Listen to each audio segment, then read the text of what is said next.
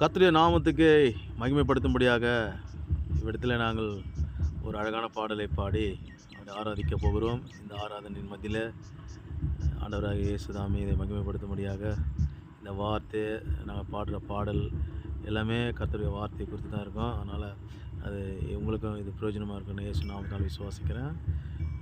எல்லாருக்கும் தெரிஞ்ச பாடல் தான் ஸ்தோத்திரம் இயேசுநாதா என்ற பாடலை பாடி கர்த்தரை மகிமைப்படுத்துவோம். ஸ்தோத்திரம் இயேசுநாதா,